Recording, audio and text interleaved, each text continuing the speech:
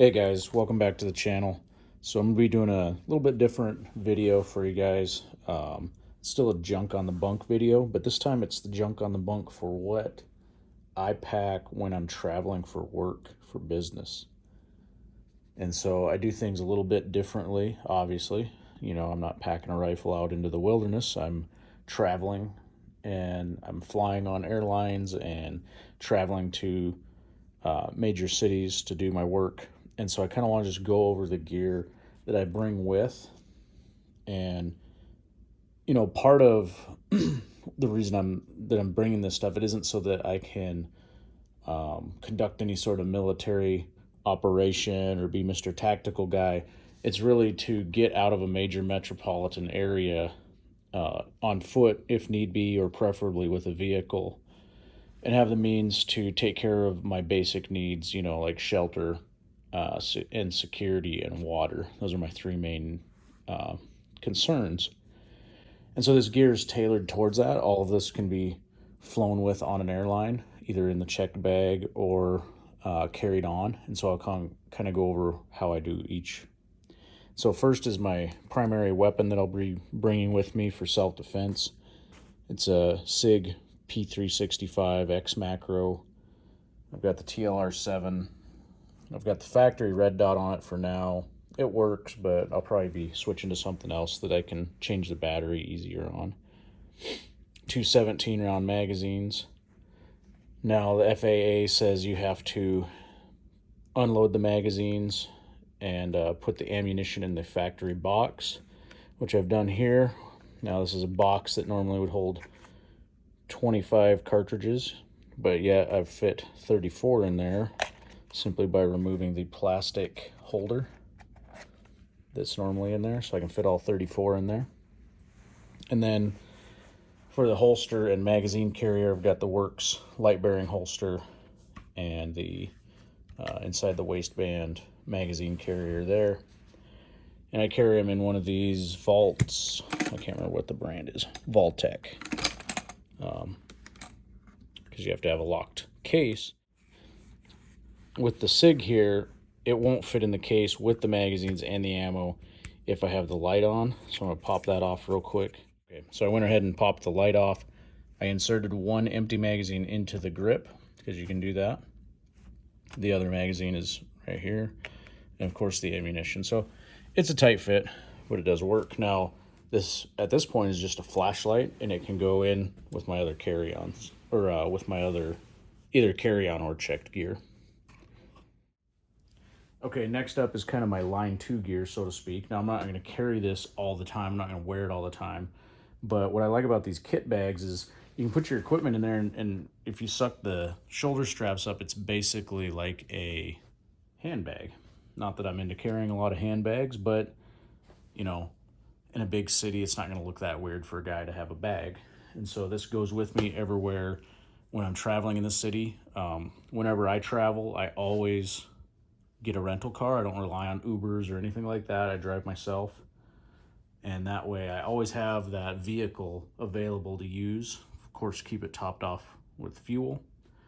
And that way, if some sort of environmental or industrial or social problem should arise that I need to get out of the city as quick as I can, you know, while I may have a return flight home, I'm not going to screw around with trying to get to the airport. I'm just going to get the heck out of the city and I'll drive home. You know, I might borrow that rental car for longer than we agreed on, but they'll have to figure that out. Not a big deal. So, and of course, if I can't move with the vehicle anymore, I can wear this quite comfortably. In the back, it has the pouch for the pistol, which easily fits the SIG. And that's where I would normally keep it if I'm not going to keep it in the holster. Now in the next pocket is kind of the utility pocket. And I pack this a little bit differently than I do my backcountry stuff, but not too differently. I think you'll recognize some similarities. Up top here, I've got one of my solar compass patches. Always a useful item to have along. If your main compass should get broken or lost, at least you can figure out which way is north and so on. Next, I keep all these little kits bagged up. so they stay organized well. This is kind of just a utility slash tool kit. And inside I've got a small folding razor knife, so I have a cutting tool, a Streamlight Stylus Pro that has the extendable bezel so that you can use it as a lantern. I really like that feature. And this is a good little flashlight anyways. Little hank of 550 cord, a couple hanks of number 36 bank line, a canvas sail needle. I've got it just kind of wrapped up in some Gorilla Tape to protect it and also the other items from it. And then just, 10-15 feet of Gorilla Tape taped around an old scrap piece of Kydex. So that's just kind of some general cordage and tools. Now, of course, some of this stuff isn't necessarily geared towards wilderness survival necessarily. It might come in handy just to have should my shoestrings break or something like that. Just to have this little bit of stuff with me. Of course, Gorilla Tape always comes in handy. Next, I've got kind of a small hygiene and first aid kit. Just like in my other gear, I like to have a little personal first aid kit. And this kind of combines those two. Just a basic, little boo-boo kit with some alcohol wipes and some Band-Aids, bust your knuckles or something. A little bit of rolled up gauze. Got a Mylar space blanket.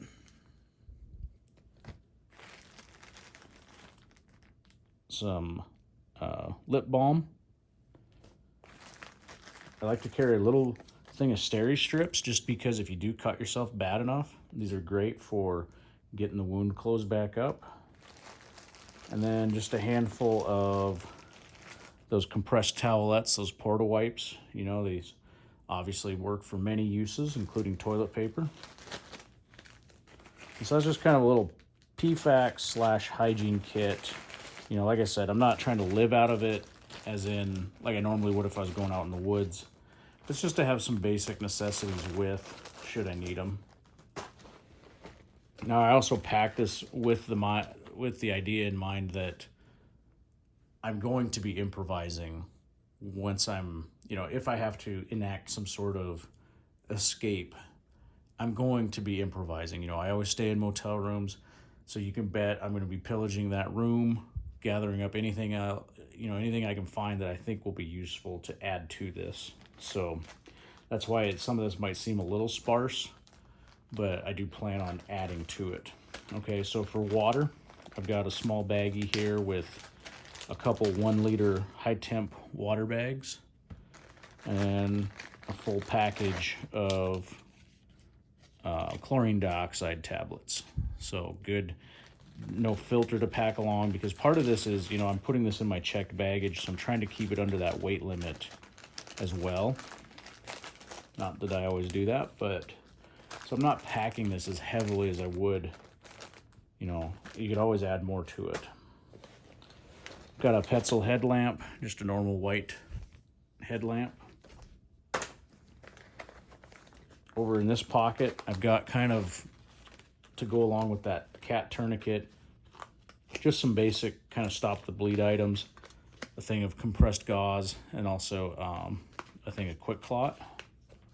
And that always stays right here, kind of this pocket, both in this kit bag and my other one, is kind of the dedicated IFAC pocket. I don't have a dedicated IFAC pouch. Instead, this pocket right here is dedicated to these items, so they're always right there.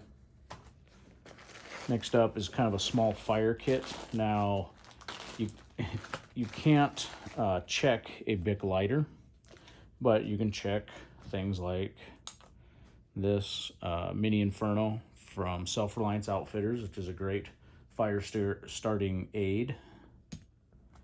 If you haven't seen that before, it works. It's really good stuff. I've also got some steel wool in there, which you can hit with a ferro rod and it turns it into a nice ember. But this stuff, you hit it with a ferro rod and it lights up pretty nicely. So good fire starting aids there. Of course, the little tin can be used for charring natural materials if need be. Got a Fresnel lens, Probably have all seen those. Can use that for starting solar fires to save on my other tools. A small 3/8 ferro rod. And then what I call a blow tube, which is just this chunk of rubber tubing, which works great for getting a fire.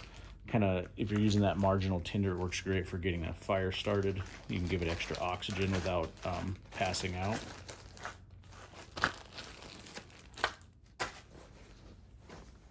And then on the front pouch, up here is kind of my navigational pouch.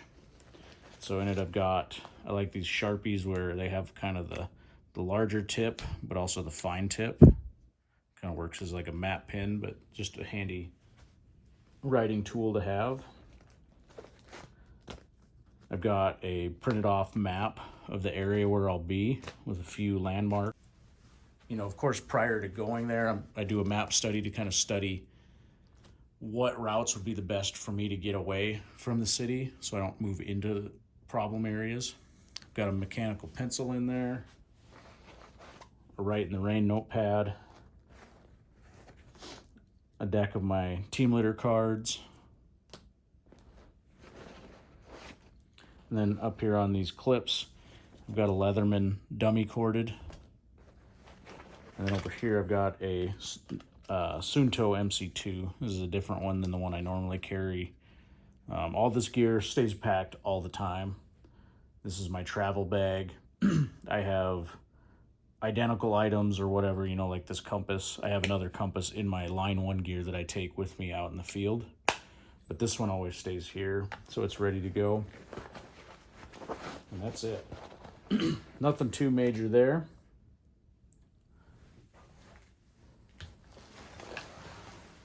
And then lastly, I bring a fixed blade knife. Now, if weight's a concern for me, you know, I've got my other knife design, the drop tine, which is a smaller, lighter knife.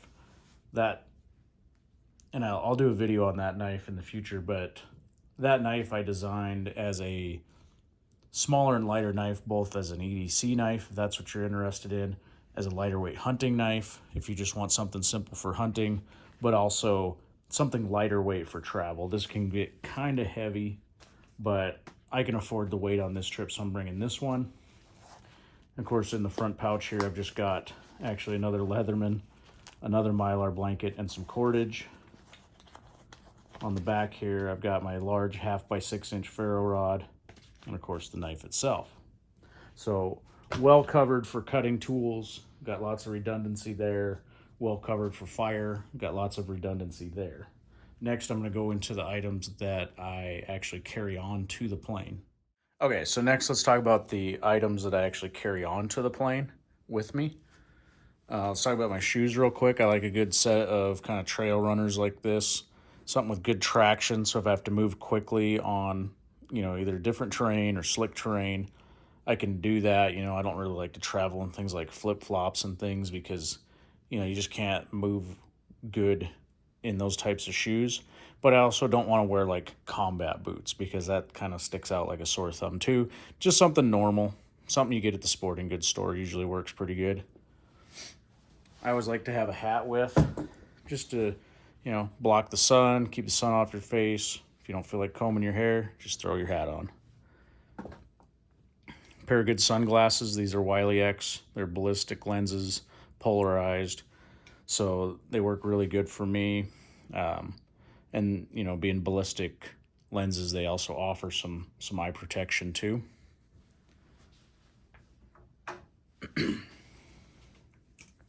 For my pants belt, I like these Nex belt ratcheting belts. I really love how good these fit, and they also support the pistol and magazine holder very good as well, should I need to utilize that. And then I always like to have just some sort of long sleeve kind of outer garment. I like these Cool brand kind of flannel shirts. They seem to do a good job of keeping you warm on kind of a chillier day, but they're not too much on a warmer day. So I just like having that extra outer layer. I may not wear it all the time, but I'll put it in the carry-on bag, which I'll get to next. So my carry-on bag is the excellent Savada 202 LJK patrol backpack. Very simple, very lightweight, nice and compact, but built just extremely durably. Pretty much waterproof, or very water resistant at least, and very comfortable. This is probably my favorite little patrol backpack, and you can't really beat the price either. It's about 25 liters in capacity, and so when I'm traveling, I don't want, I talked about how in an emergency I plan on improvising. I'm not going to try and bring everything with me. So I need room to carry certain items. If I decide that I want to take the bath curtain with me, or shower curtain rather, from my hotel room because it might make a good shell or tarp or something, I want room to be able to put stuff in. And so I don't like my carry-on bag being packed to the brim, but the few items that I do like to bring with, I want to have my stainless water bottle, okay? I love being able to have the option to boil water. Plus, once I get through security, I can fill this up, bring it with me, and I'm not spending, $5 on a bottle of water. Another thing, a lip balm. Now I got a Bic lighter. You can actually carry a Bic onto a plane, but you cannot check a Bic. So I carry one on. I don't smoke. I don't have any need for a Bic lighter other than if I want to start a fire, I'll have that tool with me. I carry a cotton bandana with me as well. Of course, this works as a pre-filter for water, but it also just works good to block the sun, keep the sun off your neck if you need to. And I just keep it with the water bottle mainly because that's usually how it gets used. For the electronics, because I am traveling, so I need to be able to have access to my phone and the information on it. As much as I hate the fact that, cell phones have become as important in life as they have been, I can't really change that, and I do need them for my job. So I just carry whatever necessary chargers that I need to have with me. Should my flight get delayed multiple hours, I'll at least have the charger with me so I can plug my phone in somewhere in the airport. And if I can't plug it in anywhere, I have a power bank with. And then I like a little set. I like these Bluetooth earbuds. Of course I can listen to music or whatever on there, but these are also noise amplifying.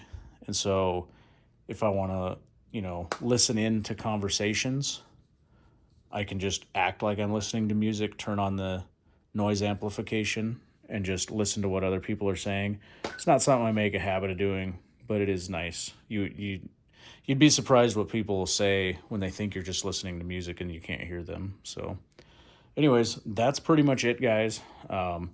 Basically, I'm just looking to have just enough items with me so that I can make a hasty getaway out of a bad situation and hopefully get to a better situation. Like I said, my primary means of moving is going to be hopefully that rental vehicle.